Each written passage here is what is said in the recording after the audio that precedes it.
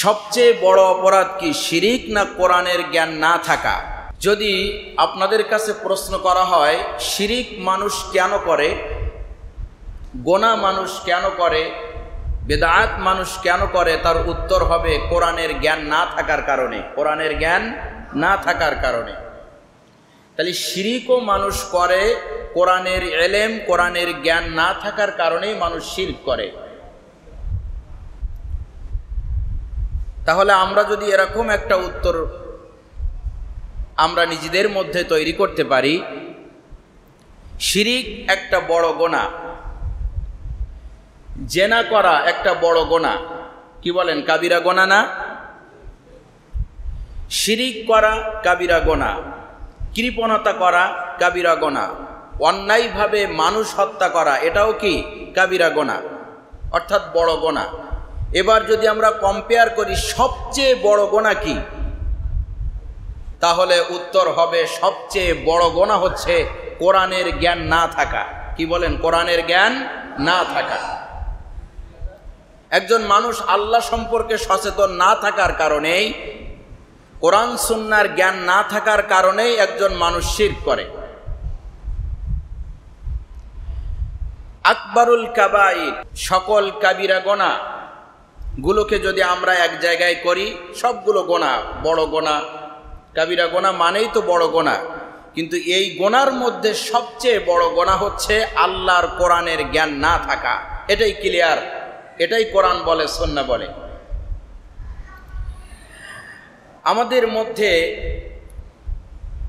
গোষ্ঠীতে একটা বংশে এক একজন বড় ভাই থাকে না? বলেন, বংশের একজন বড় ভাই, তো অন্য আর একটা পাশে আর একটা গ্রুপ আছে, একটা আমার চাচা বলেন বা অন্য কেউ বলেন পাশে আছে, ওই বাড়ির আর একজন বড় ভাই থাকে কিনা? 10টা চাচা থাকলে 10 জন চাচার যদি সন্তান থাকে, ছেলেরা থাকে, তাহলে এই 10 জন চাচার প্রত্যেকের তো একটা বড় ছেলে আছে, ঠিক না? এবার যদি প্রশ্ন করা হয় এই বড়গুলোর মধ্যে সবচেয়ে বড় কে, তাও একজনের নাম আসবে কিনা যে সবচেয়ে বড় হচ্ছে আব্দুর রহমান? তাহলে বড়র মধ্যেও আবার বড় আছে না নাই? আছে। তাহলে কাবিরা গোনা কিন্তু মেলা, অসংখ্য কাবিরা গোনা আছে।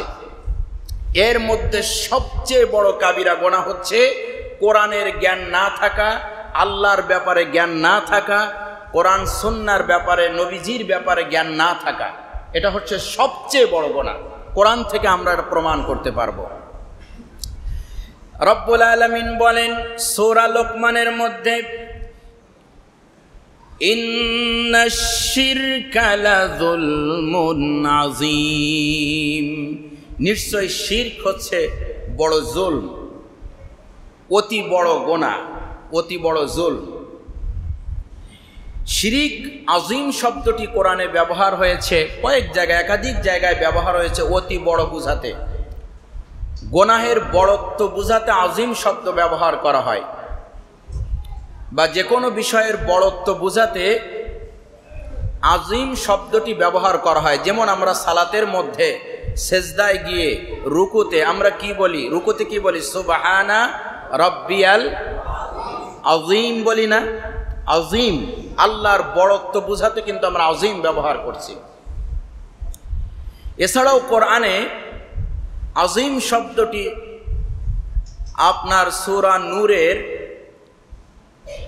আম্মাজান আয়েশা রাদিয়াল্লাহু তাআলা আনহার ইফকের ঘটনার বর্ণনা দিতে গিয়ে আল্লাহ তাআলা এক পর্যায়ে বলেছেন, ওনার ব্যাপারে, তার সতীত্বের ব্যাপারে যে বিষোদ্গার করা হয়েছে, যে উল্টা কথা বলা হয়েছে, এজা বুহতানুন আযীম, সবচেয়ে বড় অপবাদ, সবচেয়ে বড় অপবাদ।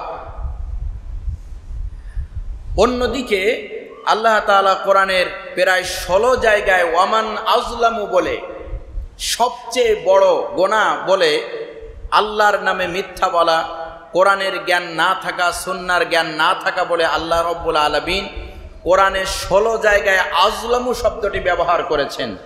আযলামু শব্দটি হচ্ছে সুপারলেটিভ ডিগ্রি কোরআনের, দুইটার মধ্যে তুলনা করার জন্য এটা ব্যবহার করা হয়।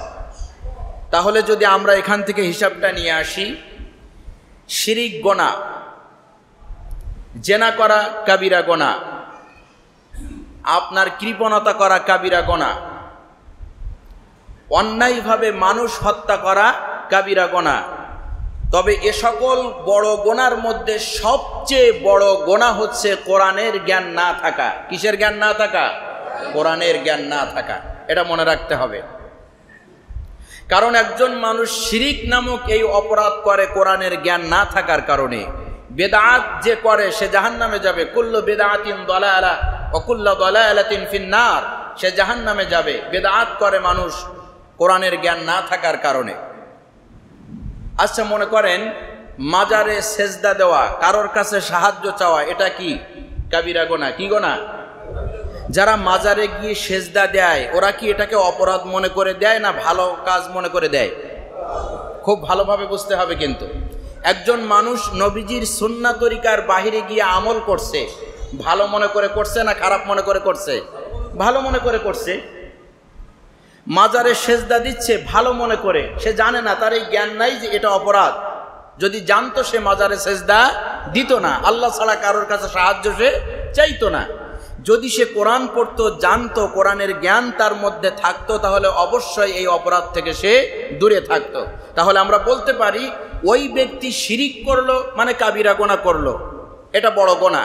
তবে তার চেয়ে বড় গোনা হচ্ছে সে যখন কোরআনের জ্ঞান না রাখবে, এটা আরো বেশি বড় গোনা। মনে থাকবে ইনশাআল্লাহ। জেনে গোনা করা আর না জেনে গোনা করা, এরকম একটা বিষয় আমাদের মাঝে আছে। আমরা অনেক সময় বলে থাকি না জেনে পাপ করলে আল্লাহ মাফ করে দেবে, এরকম কথা চালু আছে না? না জেনে পাপ করলে আল্লাহ মাফ করে দেবে। বিষয়টি এমন নয়। জানা একটা ফরজ, জানা একটা কি ফরজ, মানা আর একটা ফরজ। খুব ভালোভাবে বুঝবেন, জানা ফরজ, মানাও ফরজ, আল্লাহর বিধিবিধান। যে ব্যক্তি জানলো কিন্তু মানলো না, সে দুই ফরজের একটা আদায় করেছে, অর্থাৎ সে জেনেছে কিন্তু মানছে না। তাহলে দুই ফরজের একটা তার আদায় হয়ে গেছে না? জানারটা আদায় হয়েছে কিনা? কিন্তু সে মানলো না।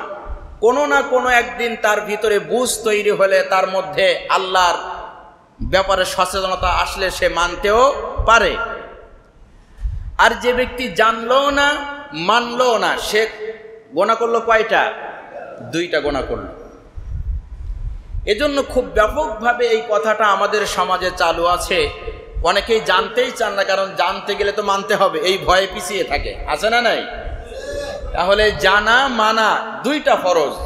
আপনি অবশ্যই জানবেন, এরপরে মানবেন। কাজেই কোরআনের ব্যাপারে, ইসলামের ব্যাপারে জ্ঞান না থাকা সবচেয়ে বড় গুনাহ। আর একটা আয়াতের দলিল দেই, সূরা নিসা। শিরিক সবচেয়ে বড় গুনাহ হওয়ার ব্যাপারে দ্বিতীয় প্রধান দলিল, যেটা সবচেয়ে বেশি চলে, সেটা হচ্ছে ইন্নাল্লাহা লা ইয়াগফিরু আন ইউশরাকা বিহি ওয়া ইয়াগফিরু মা দুনা যালিকা লিমান ইয়াশা। আল্লাহ বলেছেন ইন্নাল্লাহা লা ইয়াগফিরু আন ইউশরাকা বিহি, আল্লাহ ক্ষমা করবেন না তার সাথে যারা শরীক করে। ওয়া ইয়াগফিরু মা দুনা যালিকা লিমান ইয়াশা, এর বাহিরে অন্য অপরাধগুলো আল্লাহ ক্ষমা করবেন। এইটা কোরআনের আয়াত আছে। এই আয়াত থেকে দলিল নেওয়া হচ্ছে যে আল্লাহ শিরিককে সবচেয়ে বড় গুনাহ বলেছেন। বিষয়টা এমন নয় আল্লাহ ক্ষমা করবেন না বলেই যে এটা বড় গুনাহ হবে, এই দৃষ্টিকোণ থেকে হলে বলেন তো, শিরিক কি তওবার দ্বারা মাফ হয় কি হয় না? অবশ্যই হয়। শিরিক যারা করে ফেলেছেন, আমরা যদি আল্লাহর কাছে খাস দিলে কোরআনের নিয়ম মেনে, সুন্নাহর নিয়ম মেনে যদি আমরা তওবা করি, শিরকও মাফ হতে পারে। কিন্তু এর চেয়ে আরেকটা বড় গুনাহ আছে, যেটা তওবা করলেই মাফ হয় না, সেটা হচ্ছে হক ফাঁকি দেওয়া। কি বলেন তো? সূরা ফুরকানে আল্লাহ তাআলা পরপর 4টা বড় কাবিরা গুনাহর আলোচনা করেছেন। কৃপণতার কথা আলোচনা করেছেন, অন্যায়ভাবে মানুষ হত্যার কথা আলোচনা করেছেন, আল্লাহর সাথে শিরিক করার কথা বলেছেন, ব্যভিচারের কথা বলেছেন। এরপরে রব্বুল আলামিন বলেন ইউদাআফ লাহুল আযাবু ইয়াউমাল কিয়ামাতি ওয়া ইয়াখলুদু ফীহি মুহানা। এরকম আযাব যারা করবে এই আযাব, এই অপরাধ করার পরে আল্লাহ তাআলা তাদেরকে ডবল আযাবের মুখোমুখি করবেন। এরপরে বলা হলো ইল্লা মান তাবা ওয়া আমানা ওয়া আমিলা আমালান সালিহা, কিন্তু এই সকল কিছু অপরাধের পরে যদি তারা তওবা করে, ফিরে আসে, নেক আমল করে, শিরিক সহ আল্লাহ তওবার মাধ্যমে সকল গুনাহ মাফ করে দেয়। কিন্তু হক ফাঁকি দেওয়ার গুনাহ মাফ করতে গেলে তার হক ফিরিয়ে দেওয়া লাগবে। এজন্য শিরিক বড় গুনাহ, তবে তার চেয়ে বড় গুনাহ হচ্ছে কোরআনের জ্ঞান না থাকা। এটাই হচ্ছে আপনাদেরকে প্রমাণ করতে চাচ্ছি। প্রিয় মুসাল্লি ভাইয়েরা, একটা হাদিস বলি এই ব্যাপারে। আনাস ইবনে মালিক রাদিয়াল্লাহু তাআলা আনহু থেকে বর্ণিত, তিনি বলেন, যাকারা রাসূলুল্লাহ সাল্লাল্লাহু আলাইহি ওয়াসাল্লাম আও সুইলা রাসূলুল্লাহ সাল্লাল্লাহু আলাইহি ওয়াসাল্লাম, নবীজি উল্লেখ করলেন আকবরুল কাবাইর, কবিরা গোনা সম্পর্কে। আল কাবাইর, বড় গোনাগুলো কি? সেই বড় গোনাগুলো বলতে গিয়ে নবীজি প্রথম বললেন আশিরক বিল্লাহ, আল্লাহর সাথে শিরিক করা। 2 নম্বরে বললেন উকুকুল ওয়ালিদাইন, পিতামাতার অবাধ্য হওয়া। 3 নম্বরে নবীজি সাল্লাল্লাহু আলাইহি ওয়াসাল্লাম বললেন কতলুন নাফস, মানুষকে হত্যা করা। এভাবে 3টা কাবিরা গুনার কথা বলে আল্লাহর হাবিব আবার বলছেন আলা উনাব্বিউকুম বিআকবারিল কাবাইর, আমি কি তোমাদেরকে বলবো সবচেয়ে বড় গুনাহ কোনটি? সাহাবায়ে কেরাম তো নবীজির কথা শুনতে খুব মজা পেতেন।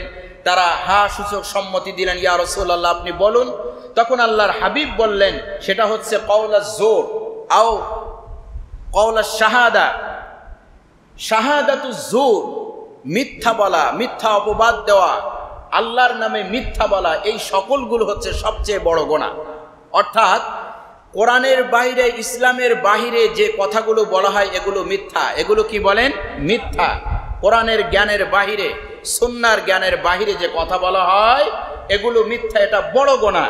কাজে আল্লাহর নামে মিথ্যা বলা, কোরআনের জ্ঞান না থাকা, সুন্নাহর জ্ঞান না থাকা হচ্ছে সবচেয়ে বড় গুনাহ, এটা শিরিকের চেয়ে বড়।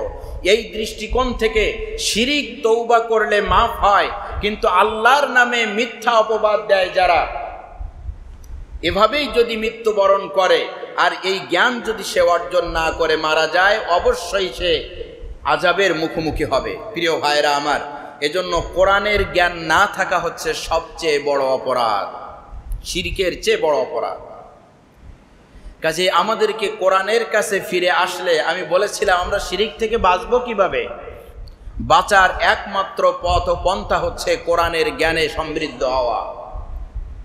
কোরআন বুঝে বুঝে পড়া। একবার বুঝে পড়েন আল্লাহ কি বলেছেন, আপনি স্পষ্ট হয়ে যাবে আপনার কাছে যে আসলে আল্লাহ তাআলা কি বলেছেন। আমরা যদি কোরআনের কাছে প্রশ্ন করি সিরাতুল মুস্তাকিমের পথ কোনটি, নামাজে একজন বান্দার জীবনের সবচেয়ে বড় দোয়া হয়, আপনারা আমার সাথে বলুন ইহদিনাস সিরাতাল মুস্তাকিম। হে আল্লাহ, তুমি আমাকে সিরাতাল মুস্তাকিমের পথ দেখাও। আমরা বলি কি বলি না?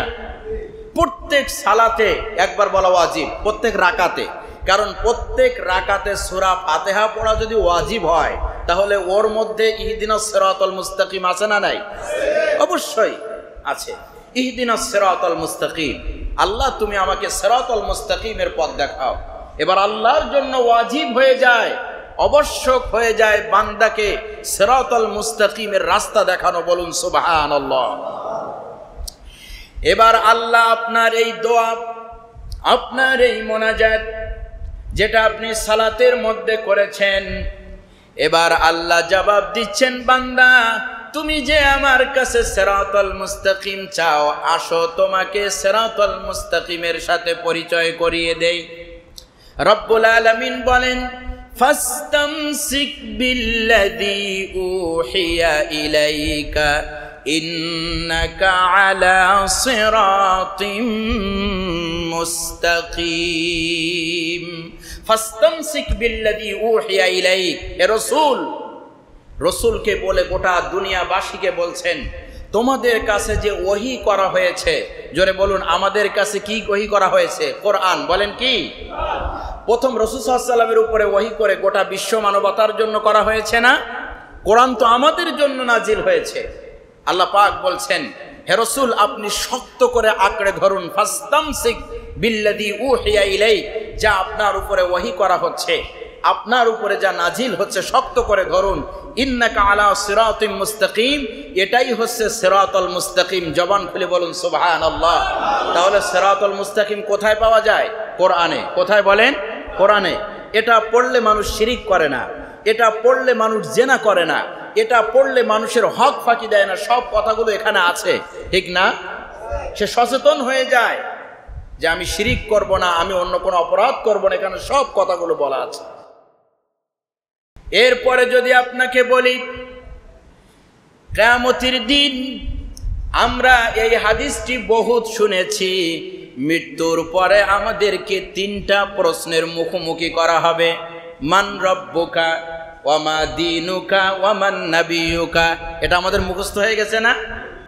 আর একটা প্রশ্ন এই জাতি এখনো পর্যন্ত সবাই জানে না, সেটা হচ্ছে ওই আয়াতের পরে আল্লাহ বলেছেন ওয়া ইন্নাহু লাযিকরুল লাকা ওয়া লিকাওমিকা ফাসাওফা তুসআলুন।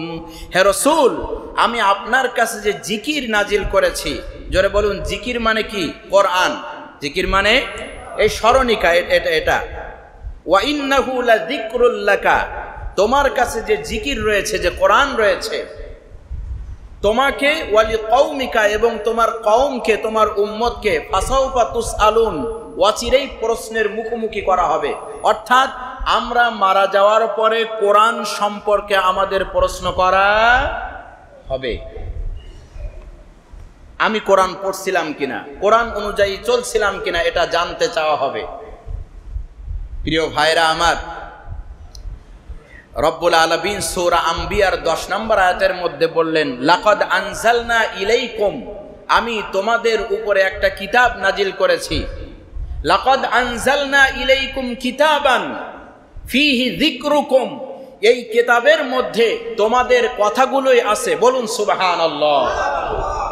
লাকাদ আনজালনা ইলাইকুম কিতাবান ফীহি যিকরুকুম, এই কিতাবের মধ্যে তোমাদের কথাগুলোই আছে। আফালা তাকিলুন, আফালা তাকিলুন, তোমরা কি এটা বুঝবে না, জানবে না? প্রিয় ভাইরা আমার, আল্লাহ বলছেন, আমরা তার জবাবে কি বলবো? অবশ্যই জানবো, ঠিক কিনা বলেন? আল্লাহ বলেন আফালা তাকিলুন, তোমার জীবনের সকল কথাগুলো কোরআনে রয়েছে। কোন পথে তুমি জান্নাতে যাবে, কোন পথে চললে জাহান্নামে যাওয়া লাগবে, সব কথাগুলো এই কোরআনের মধ্যে আছে। আফালা তাকিলুন, তুমি কি এটা পড়বে না, বুঝবে না, জানবে না? রব্বুল আলামিন আরো বলেন ওয়া আন্না হাযা সিরাতী মুস্তাকিমান ফাত্তাবিউহু ওয়াত্তাকু লাআল্লাকুম তুরহামুন। রব্বুল আলামিন বলেন ওয়া হাযা কিতাবুন আনজালনাহু মুবারাকুন ফাত্তাবিউহু ওয়াত্তাকু লাআল্লাকুম তুরহামুন। এই আয়াতের মধ্যে আল্লাহ বলেছেন হাযা কিতাবুন আনজালনাহু মুবারাকুন, যে কিতাব আমি নাজিল করেছি এই কিতাব হচ্ছে বরকতময়। বলুন সুবহানাল্লাহ। এই কিতাব কি? বরকতময়। এই কিতাবে বরকত আছে। এই কিতাব অনুযায়ী চললে রিজিকের অভাব হয় না। সুবহানাল্লাহ বলবেন না? এই কিতাব অনুযায়ী চললে সংসারে অশান্তি হয় না। এই কিতাব অনুযায়ী চললে সমাজে বিশৃঙ্খলা হয় না। চূড়ান্ত ভাবে এই কিতাব অনুযায়ী চললে রাষ্ট্রেও কোনো বিশৃঙ্খলা। কিতাবুন আনজালনাহু মুবারাকুন ফাত্তাবিউহু, তোমরা এটা অনুসরণ করো। ওয়াত্তাকু, এর ব্যাপারে সচেতন হও। লাআল্লাকুম তুরহামুন, তোমাদের উপরে রহমত করা হবে। চিৎকার দিয়ে বলুন সুবহানাল্লাহ। এখন আমরা কিতাবের বরকত নিচ্ছি কিভাবে? মাঝে মাঝে একটু চুমা দেই, ঠিক কিনা? মাঝে মাঝে খতিব সাহেবের কাছে, ইমাম সাহেবের কাছে গিয়ে মাঝে মাঝে তাবিজ নিয়ে আসি কিতাব দিয়ে। আর একটা জায়গায় খুব কাজে লাগাচ্ছি, সেটা হচ্ছে কেউ মারা যাওয়ার পরে খতম পড়ার জন্য, ঠিক না? আমার ভাইরা, কোরআন কি শুধু খতম পড়ার জন্য আসছে? কোরআন কি তাবিজের জন্য আসছে? চুমা দেওয়ার জন্য আসছে? এ কোরআন মানলেই শান্তি আসবে, আল্লাহর কথা, সুবহানাল্লাহ। এই কোরআন হচ্ছে সিরাতাল মুস্তাকিম। রব্বুল আলামিন বলেন, ওয়া আন্না হাযা সিরাতি মুস্তাকিমান ফাত্তাবিউহু ওয়া লা তাত্তাবিউস সুবুলা ওয়া আন্না হাযা সিরাতি মুস্তাকিমান। এই কিতাব দেখিয়ে আল্লাহ বলেছেন, হাযা সিরাতি মুস্তাকিমান, বান্দা তুমি যে সিরাতাল মুস্তাকিমের দোয়া আমার কাছে করছো, সেই সিরাতাল মুস্তাকিমের রাস্তা এই কোরআনে আছে। ফাত্তাবিউহু, এটাই অনুসরণ করো। ওয়ালা তাত্তাবিউস সুবুল, বিভিন্ন রাস্তার অনুসরণ করো না, বিভিন্ন রাস্তার অনুসরণ করো না। একটা রাস্তা, সেটা হচ্ছে কোরআনের রাস্তা। কোনটা বলেন? কোরআনের রাস্তা। এটাই অনুসরণ করতে আল্লাহ বলেছে। দুঃখজনক হচ্ছে, আমি যদি এখন পরীক্ষা নেই কারা কারা কোরআন পড়তে পারেন শুধু তেলাওয়াত, অনেকেই হয়তো হাত উঠবে না। সত্য না অসত্য? জোরে বলেন। সত্য। অনেকেই পড়তে পারেন না। বোঝা তো দূরে থাক, জীবনে একবার কোরআন, আল্লাহ যে আসমানি গ্রন্থটা পাঠালেন, একবার কল্পনা করেন বিচারের মাঠে আপনি উঠলেন, কিন্তু আল্লাহর কিতাবটা কোনোদিন ধরার ভাগ্য সৌভাগ্য আপনার হলো না। এটা কি লাঞ্ছনা নয়? এটা কি অপমানের জীবন নয়? অনেকেই এখানে আছেন জীবনে একদিনও কোরআনটা হাতে ধরেন নাই, কারণ মক্তবে হয়তো ছোটবেলা গিয়েছেন কিন্তু শেষ পর্যন্ত আর টিকতে, এমন আছে না অনেকেই? ভাইরা আমার, বিচারের মাঠে কি হবে? নবীজির সামনে আমরা উঠব, কোরআনটাই শিখলাম না, কোরআনটাই পড়লাম না। আল্লাহর কাছে বারবার সালাতের মধ্যে বলছি, ইহদিনাস সিরাতাল মুস্তাকিম, আল্লাহ তুমি সিরাতাল মুস্তাকিমের রাস্তা দাও। আল্লাহ বলল, সিরাতাল মুস্তাকিম তো এখানে, এখানে কোনো দলাদলি নাই, এখানে কোনো তরিকা পথ পন্থা ওগুলো কিছু নাই, একটাই পথ, আল্লাহর পথ, নবীর পথ। সুবহানাল্লাহ।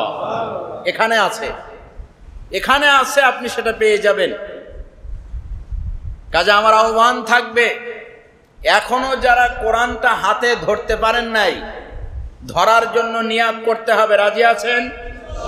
কোরআনের জ্ঞান অর্জন করতে হবে। যারা এখানে শিক্ষিত ভাইয়েরা রয়েছেন, অনেক বোনেরা আমাদের আলোচনা শোনেন, মরার আগে আপনি এখন তো বিশুদ্ধ তেলাওয়াতের জন্য চেষ্টা করবেন।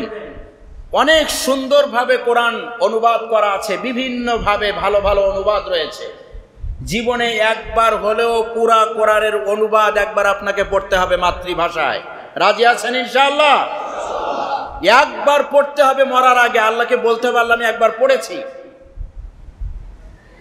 ইমাম সাহেবের মতো বিশুদ্ধ তেলাওয়াত এই বয়সে হতেও পারে, নাও পারে, কিন্তু আল্লাহ যে কথাগুলো এখানে বলেছেন অনুবাদ করা আছে, ভাইরা আমার, একবার বুঝে বুঝে না পড়লে আল্লাহর সামনে দাঁড়াবো কি করে? একবার বুঝে বুঝে পড়েন আল্লাহ কি বলেছেন, এর জ্ঞান অর্জন করেন, নইলে ধরা খাবেন কিয়ামতের দিন। আমি বলেছি, শিরিক করা কাবিরা গোনা, বড় গোনা, তবে সবচেয়ে বড় গোনা হচ্ছে কোরআনের জ্ঞান না থাকা। মনে থাকবে?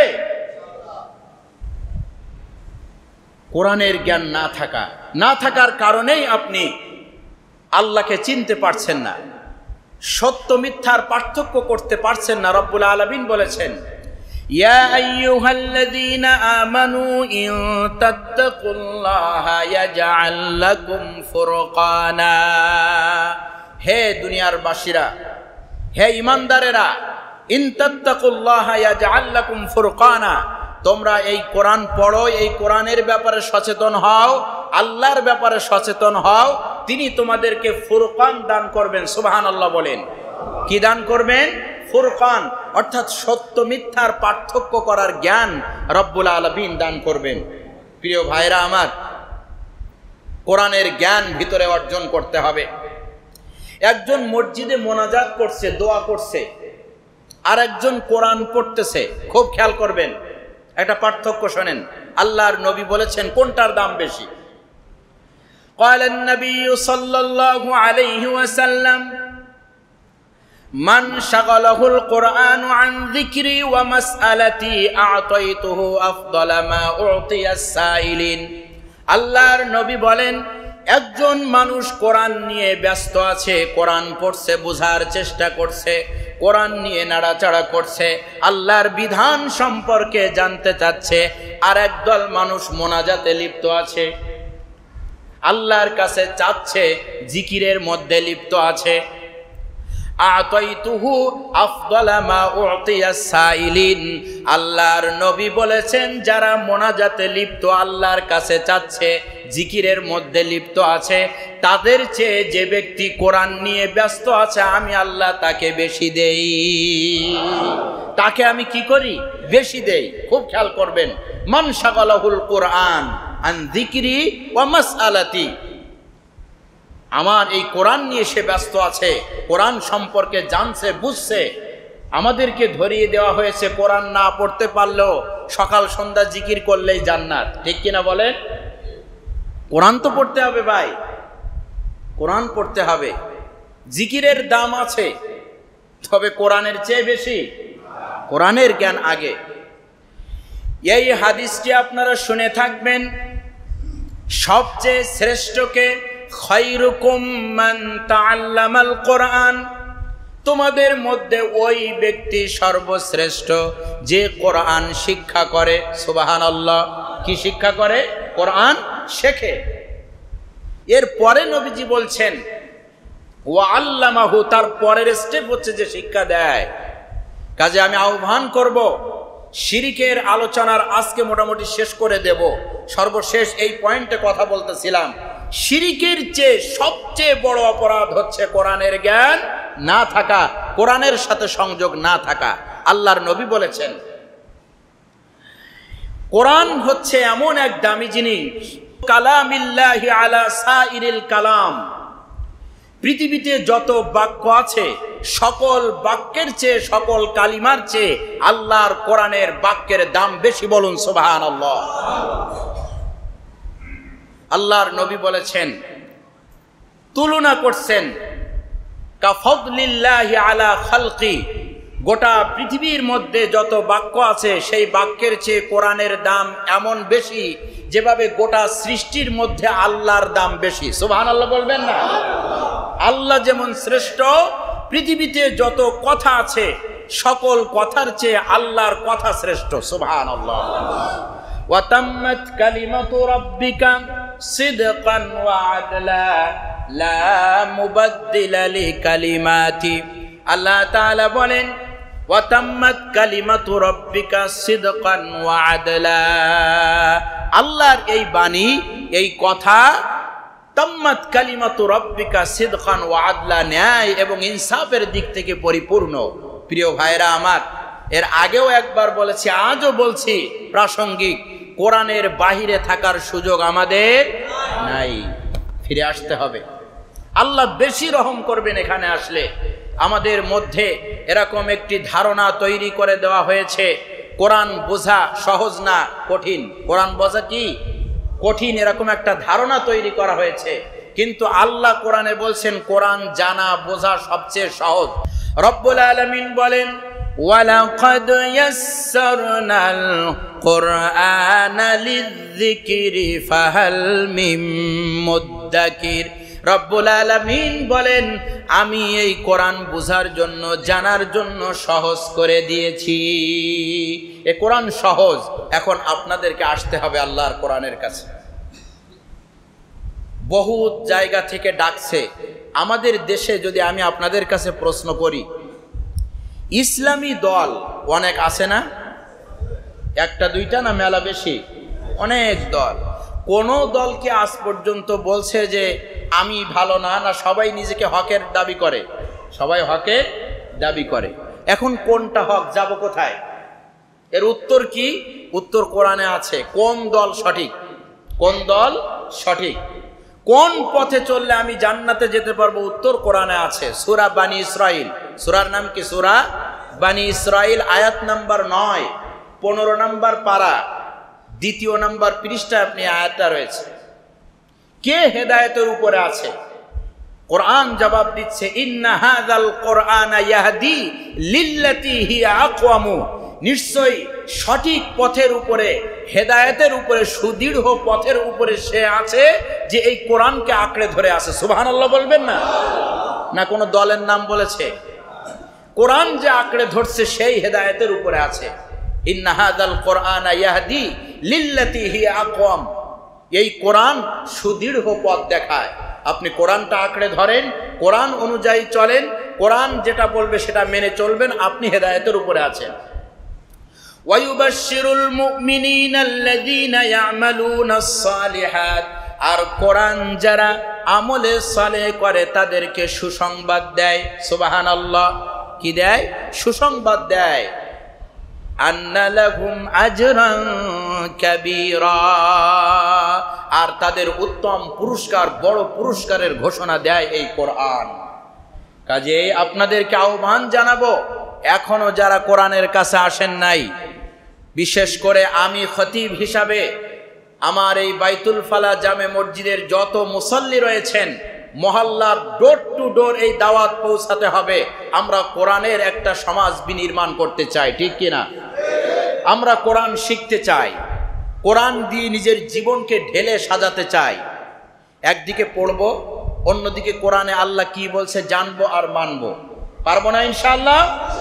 কোরআনটা মরার আগে শেখার চিন্তা করেন যে আমি কোরআন শিখবো, কোরআন জানবো। আজই শিক্ষকের কাছে চলে যান। যাবেন তো এর আগে আজকে থেকে শুরু করবেন, সূরা ফাতিহার শুরু থেকে নিয়ে শেষ পর্যন্ত একবার পড়বো, এই নিয়াতে কোরআন ধরবেন। আমি মাঝে মাঝে পরীক্ষা করব আপনাদের, কারা শুরু করেছেন। আমি এখন যদি বলি, একজন আমাকে বলেন তো জীবনে একবার কোরআনের অনুবাদ করে পড়েছেন? কেউ কে আছেন এখানে? আলহামদুলিল্লাহ, একজন আছে। আর কেউ? মসজিদে 200 থেকে 300 মুসল্লি আছে, উনি বলেছেন যে আমি পড়েছি।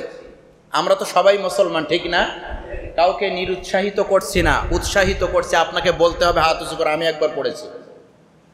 মাতৃভাষায় কোরআনের অনুবাদ আমি একবার পড়েছি। আমার আল্লাহ কি বলেছে? এখানে সব লেখা আছে জান্নাতে যাওয়ার কথা। আপনি তো একদিনও পড়লেন না। নিয়াত করেন, বিশুদ্ধ তেলাওয়াত শিখব, চেষ্টা করব। আপনাকে ইমাম সাহেবের মতো, খতিব সাহেব মতো এত সুন্দর করে পড়ার শর্ত না, আপনি মোটামুটি চেষ্টা করেন।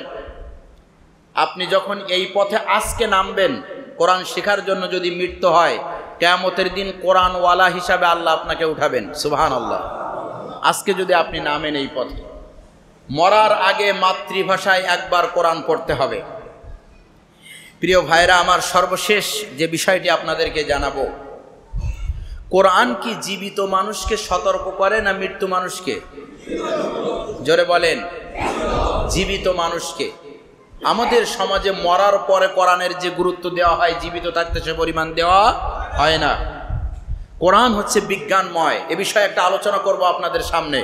কোরআনের যে চমক আপনাদেরকে জানাবো ইনশাআল্লাহ কোনো একটা জুমায়। কোরআনের কাছে আসেন, দেখবেন জীবনটা ব্যতিক্রম হয়ে গেছে। ছোটবেলায় যারা কোরআন পড়েছে, কোরআন পড়তে পারে, এরকম ছেলের হাতে মদের বোতল ওঠা সম্ভব না, ঠিক কিনা? সম্ভব নয়। যে একবার কোরআন পড়েছে, কোরআন বুঝেছে, সে কোনোদিন বাবা মার সাথে চোখ মোটা করে রাগান্বিত অবস্থায় কথা বলবে না, এটা সম্ভব নয়। কোরআন পড়লে কোরআন তাকে জানাবে এই কথাগুলো। কোরআনের একটা বরকত আছে, তার একটা ইফেক্ট আছে। যদি আপনি কোরআনের কাছে আসেন, অবশ্যই আপনি দিনের পথে চলা আপনার জন্য সহজ হবে। এই আহ্বান আপনাদের কাছে জানিয়ে আজকে জুমার আলোচনা শেষ করব। প্রিয় মুসল্লি ভাইয়েরা, এ সমাজে যত সমস্যা আপনারা দেখেন, উঠতি বয়সের কিছু বাচ্চারা এলোমেলো হচ্ছে না মাঝে মাঝে? জোরে বলেন। ওকে কোরআন ধরাতে হবে, তাহলে সে ফিরে আসবে। এই আহ্বান জানাচ্ছে আপনাদেরকে, সবাইকে বাচ্চাদের রেডি করেন। মসজিদে আমরা কোরআন শেখার ব্যবস্থা করব। সকালে উঠে ডাকা হবে, আপনি আসবেন, কোরআন শিখবেন। বড়দেরও ব্যবস্থা করা হবে। কোরআন সবাইকে শিখতে হবে ইনশাআল্লাহ। রব্বুল আলামিন আমাদের সবাইকে মরার আগে আল্লাহর কোরআনের একজন ছাত্র হওয়ার তৌফিক দিন। আমিন।